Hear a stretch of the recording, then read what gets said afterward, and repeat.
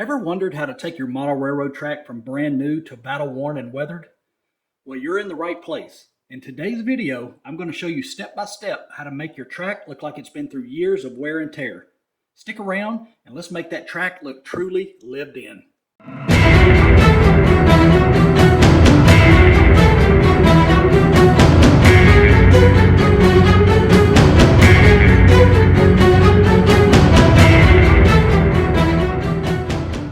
Alright, so in this video, I thought I would do a how-to tutorial on how I weather my track and make it look worn and abused. Now this siding here on my layout is right up front, and I want to add a lot of detail to it because that's what everybody sees. The tracks in the back, they rarely ever do.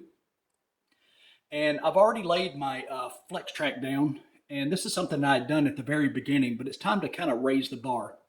So as you can tell, I've went in and I've painted individual ties different colors. And while this looks okay in the yard, this track here, I want it to look like it's just been here for probably 30 years. So we're going to take this and we're going to turn it into this. Now, as you can tell, the ties are a lot more faded. And if you go back and look at the prototype, as in this photo here, you can tell that the ties, after the sun sits on them for a while, years, they really start turning gray. They start fading out and kind of lose the dark color to them. So that's what I'm trying to recreate here. So without further ado, let's get started. Okay, the first thing that we're going to do is we're going to dry brush the ties. I've already individually painted these, but like I said in the beginning, I'm not happy with this. I think it looks great for my yard, but it needs to be a lot more weathered. All right, this is a super easy process. So the first thing that we're going to do is we're going to dry brush these ties just to give them an aged, weathered look. So I take gray Vallejo Air, this is just what I use in my airbrush, and I thin my paint down 50-50, thinner, 50% thinner, 50% paint. So we're going to take a little bit, we're going to put it in this bowl here, and then we're going to dry brush this. And if you don't know what dry brushing is, basically we're going to take this brush, we're going to dip it in the paint, and then we're going to get most of it off and just hit it with some highlights.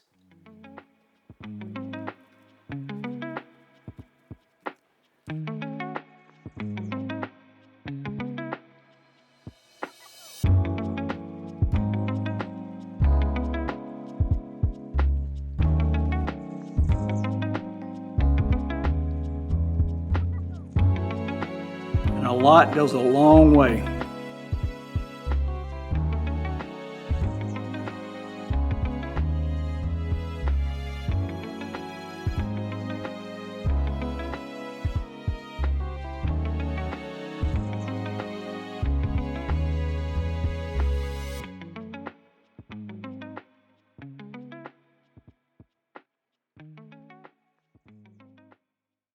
And as you paint these, they're going to tone down. They're going to get lighter on certain ties. And then you also want to make sure that you hit the outside.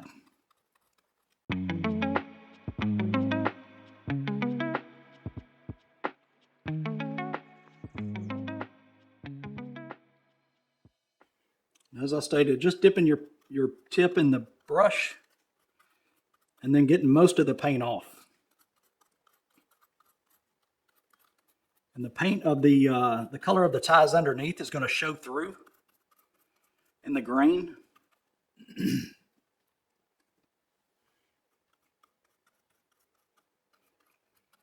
And this seems tedious, but as I stated, I don't do this on my entire track.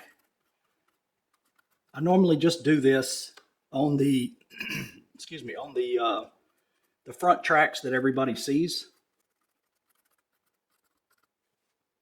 Now it's really starting to come to life. Now, as you can tell, we have a lot more faded look compared to what we had before. So dry brushing with gray really makes track look old and faded. I'll show you what it looks like without. So this is before we dry brush with the gray. These are just painted individual ties compared to now. What a difference. I mean, this looks really old and faded. Now we're going to take this up another notch. So let's start adding some details. Okay, the next thing that we're going to do is we're going to go in and we're going to add some rust to these areas, to the tie plates. So what I like to do here is I use my Bragdon Enterprises. I've had this container, I don't even know how long. I bought it like 15, 20 years ago, and I'm still not even halfway through it all. But it's got, I don't know, 10 different colors inside of it. So what we're going to do is use a really light rust. And you need to be really careful with rust because rust, in my opinion, it's a little too red, a little too orange. So you need to do this with subtlety. So what I like to do is I take the same brush. This is just a really small, hard tip brush. It was actually a little longer, and I cut it down with scissors just to make it a little stiffer towards the end. But what we're going to do is we're going to dip this in the rust, and then we're just going to touch it on the tie plates in individual spots. Now, if you can tell, I have a little bit on the end of my brush, and this is going to go a long way. Now, what I like to do is I like to just touch where I'm going to apply it. And I'm telling you, it goes a long way. And it doesn't look, I don't know if you can see it really good in the camera, but as I stated, this color gets really bright quick. And I don't like to do every one of them. I just like to hit it in different areas.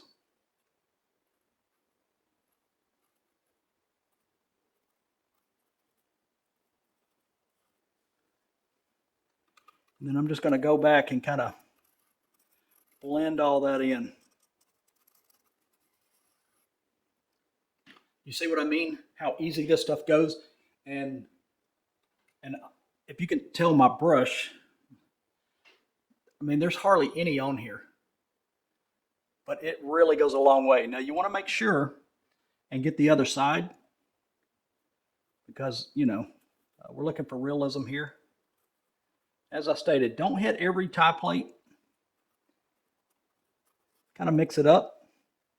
And then we're just going to go back and kind of blend it all back in.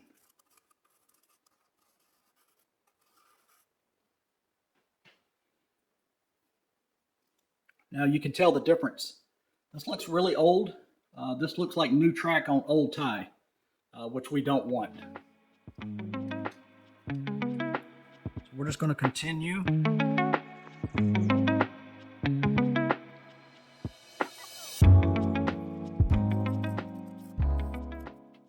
And as I stated, you want to be really sporadic. One thing that I've learned with scenery is mixing colors gives a lot of depth. And as you can tell here, it's really bright and it kind of fades off. This is what you want. If everything is the same color all the way across, there's no depth to the scene. And when you go to video or photograph your layout, you're really going to tell the difference. So now I don't know if I would do this on my entire railroad, just because you'll probably go insane. And it's quite tedious, but I find it a lot of fun. Really relieves stress. I guess that's why I love ballasting so much. But like I said, if you have a track that's on the front of your layout, this is what everybody's going to see. This is where all the detail needs to be.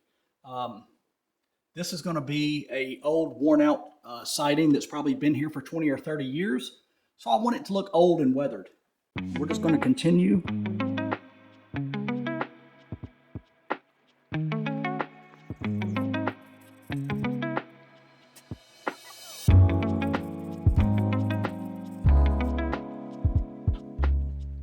So as you can tell, we've got a really worn out looking track here. The grays really bring out the definition of the ties along with the rusty rails. This track really looks like it's been here for a long time. Now, another thing that I did at the very beginning is I went in and turned certain ties to make them look, shifted, and so it's not uniform looking. As you can tell here, we've got a lot of ties that are turned. So it looks like it's just been shifted over time.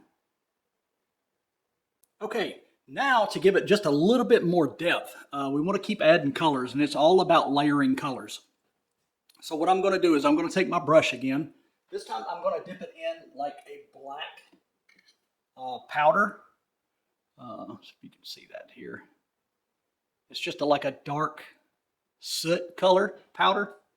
And then I like to take this and go right up the middle. You just barely want to touch it.